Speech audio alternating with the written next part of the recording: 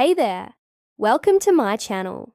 The quest to understand the world's first languages has captivated scholars for centuries. Among the most intriguing are Sumerian and Egyptian hieroglyphics, which hold secrets to their civilizations that are just waiting to be uncovered. In this episode, we will explore the remarkable journeys of these ancient tongues and their enduring legacies. We begin with Sumerian, a language spoken in Mesopotamia, now known as Iraq, between 2100 BC and 2000 BC. The decipherment of Sumerian was not an easy feat. It took centuries to unravel its mysteries. And even today, there are many languages that remain undeciphered. Yet the story of how it was cracked is a testament to human curiosity and determination. The breakthrough came when an amateur archaeologist named Giovanni Belzoni discovered the Rosetta Stone in 1799.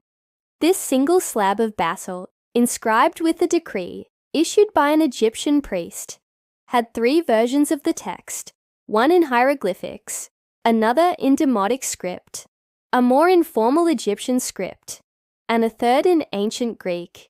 This allowed French scholar Jean-François Champollion to break the code and reveal the secrets of hieroglyphics.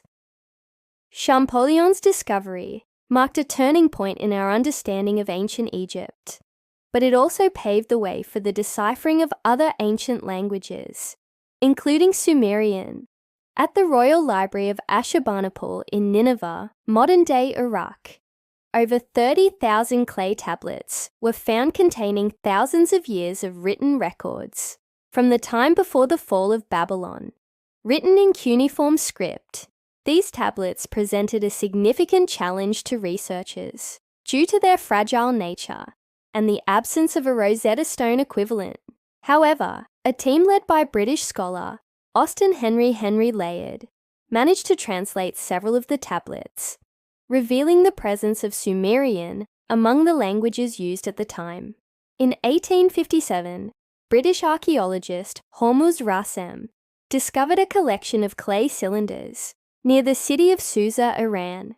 These cylinders contained contracts, administrative records, and literary texts written in a language that turned out to be Elamite. While the Elamite script was eventually deciphered with the help of these texts, Sumerian remained a mystery. It wasn't until the early 20th century that the last pieces of the puzzle fell into place. In 1914, American Assyriologist Edward Shearer uncovered a bilingual Sumerian-Akkadian dictionary in the course of excavations at the ancient Mesopotamian site of Nippur. This discovery provided the final key needed to unlock the secrets of Sumerian. Today, thanks to the work of these dedicated scholars and many others, we can read Sumerian texts with relative ease. We know that it was a language isolate, meaning it was not related to any other known language family. Its vocabulary was largely unique, offering insights into a culture that was truly distinct. As for why Sumerian ended up being replaced by Akkadian, it's likely a combination of various factors. Sumerian was primarily a spoken language, while Akkadian was mostly used for writing. Akkadian had a simpler grammar and writing system, making it easier to learn and use for administrative purposes. And finally, the Akkadians were a more numerous and dominant group, which contributed to the spread of their language. Now let's turn our attention to Egyptian hieroglyphics.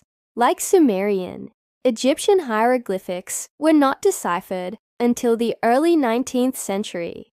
But unlike Sumerian, the process was much more challenging and controversial.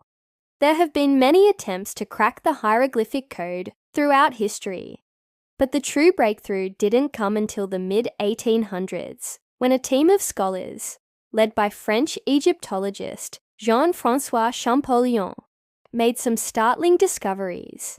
They had previously realized that the Rosetta Stone offered a key to unlocking the secrets of hieroglyphics By comparing the Egyptian text with its Greek translation, they could identify some of the characters representing sounds and start to read.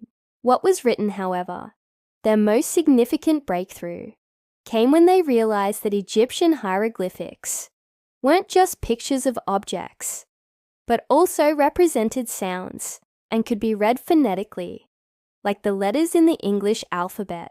This discovery was revolutionary and would change the way we understand ancient Egypt forever. For example, they noticed that the symbol for the pharaoh, as named Ptolemy, appeared to be a combination of 3 symbols, which they identified as Pe, Ra, and Ul. By putting the sounds together, they arrived at the name Ptolemy, confirming their understanding of the language. It was a monumental achievement and a testament to the power of linguistic analysis and deduction. Despite the controversy surrounding his methods, Champollion's work opened the door to reading hieroglyphics, and today we have access to a wealth of knowledge about ancient Egypt that would not have been possible without his groundbreaking research. The discovery of the Rosetta Stone and the subsequent deciphering of hieroglyphics have had a profound impact on our understanding of ancient Egypt. The wealth of information contained in the countless inscriptions and texts found throughout Egypt has shed light on every aspect of life in this ancient civilization. Thanks to the work of Champollion and his contemporaries, we now know much more about ancient Egyptian society than any previous generation. We've learned about their religion, their beliefs, and their daily lives from the inscriptions on temple walls and papyrus scrolls.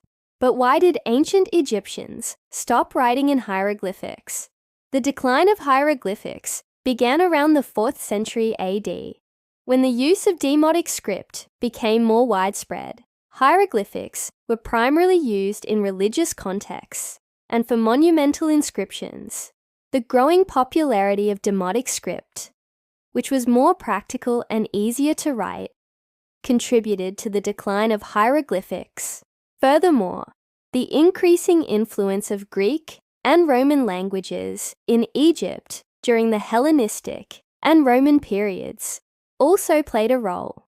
As Egypt became more integrated into the wider Mediterranean world, the need to communicate with people who spoke different languages led to the adoption of Koine Greek and later Latin. Although hieroglyphics continued to be used sporadically for religious purposes, it gradually faded out of common use. As we wrap up our journey through the fascinating worlds of Sumerian and Egyptian hieroglyphics, let us reflect on the enduring legacy of these ancient languages. Sumerian, one of the earliest known languages, left an indelible mark on history.